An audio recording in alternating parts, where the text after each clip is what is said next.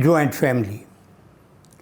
संयुक्त परिवार में केवल लोग इकट्ठे ही नहीं रहते थे, उसकी अपनी मान्यताएं भी थीं, अपने मूल्य भी थे। एक बड़े बुजुर्ग का भय भी था। छोटे बाहर निकल गए, घर से देर से लौटे तो डर था कि बड़े जो हैं वो पूछेंगे कहाँ थे अब तक, क्यों थे। हमने धीरे धीरे पश्चिमी सभ्यता के प्रकाश में इस संयुक्त इकाई को तोड़ दिया और एक इकाई की कई कई इकाइयाँ बना डाली। परिणाम क्या हुआ कि आदमी अकेला पड़ने लगा। आज सबसे बड़ी समस्या लोगों की ये है कि उनको टेंशन बहुत रहता है।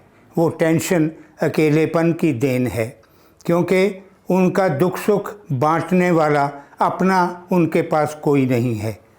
मैं ये नहीं कहता कि अब पुराने समाज को वापस ले आओ या पुराने समाज के ही सारे मूल्यों को फिर से अपनाने का प्रयास करो, लेकिन ये ज़रूर कहता हूँ कि जिस तरह से लोगों का, परिवारजनों का, संबंधियों का, मित्रों का जुड़ाव होता था, उस जुड़ाव को ज़रूर लौटा के लाना होगा।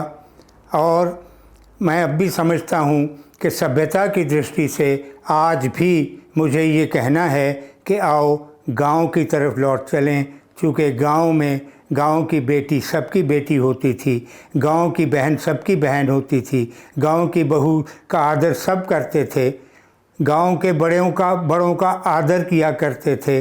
मैं उस सभ्यता की तरफ जाने को कह रहा हूँ, कच्चे घरों की तरफ जाने को नहीं कह रहा हूँ, जोहड़ में नहाने को नहीं कह रहा हूँ, केवल उस सभ्यता को वापस लाने की बात कर रहा हूँ जिस सभ्यता से हमारी पहचान थी, जिस सभ्यता से हम इंसान थे।